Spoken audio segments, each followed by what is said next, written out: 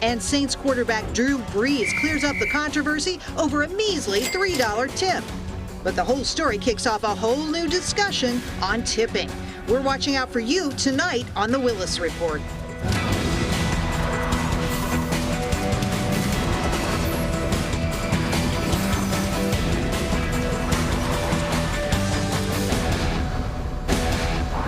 And on to a tipping story. Saints quarterback Drew Brees under fire for leaving a $3 tip on a nearly $80 restaurant tab. But Brees says he didn't stiff the waiters. He was tipping on a takeout order. Joining me now, Pamela Eyring, president of the Protocol School in Washington. Pamela, good to see you. So I want to show folks the tab because I think we have a picture of the takeout tip. So he had a bill for $74.41. He put $3 as the tip. So the total he paid was $77.41. Now, this was takeout order, people. He didn't get service. He didn't sit down, a takeout order. Is that the right etiquette? Absolutely. He is not a cheapskate. This man gave a $3 tip when he did not have to. It's not expected to tip on a takeout order. He got slammed so hard in the media, and particularly on Twitter, all the social media, people saying starry athletes are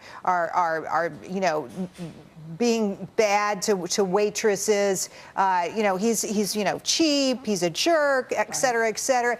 It seems to me those people are the bad actors. What do you say? Well, absolutely, and they like to hide behind their screens, their computers and PCs and iPads and tablets and phones, and they say all this, but reality is he was right. Here's what he said. In case anyone still cares about this report, I tipped $3 on a takeout order. Had we sat down, it would have been 20% plus. That's the right answer, right? Absolutely.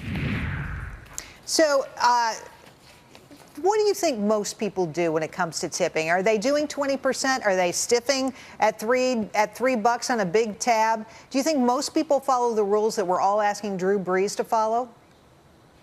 I don't think all of them do, but they should. The servers only get under minimum wage per hour, and that they rely on their tips, and then they have to pay taxes on their tips. And 15 to 20% is the norm if you get good service. Sometimes it's over 20% if it's fabulous service and they do extra things for you. And if you want to tell a waiter that they're not doing too good, give them a 10% tip or talk to them. Right, exactly. You can always say something if you're getting lousy service. That's always I've done that myself before. But I want to get back to this idea of what's going on in social media, because I think it's really a cloak people use to hide their real identity, to say all sorts of outrageous things that they would never say to anyone face to face. Oh, absolutely. They're doing it all the time, and they're being raunchy about it. Some of the verbiage I see and I read on responses at Twitter or on Facebook or just in general, it's disgusting, actually. It's very disgusting, rude. But, at some point you have to think, this should end. People should realize the impact they're having on people, because ultimately some of this is bullying.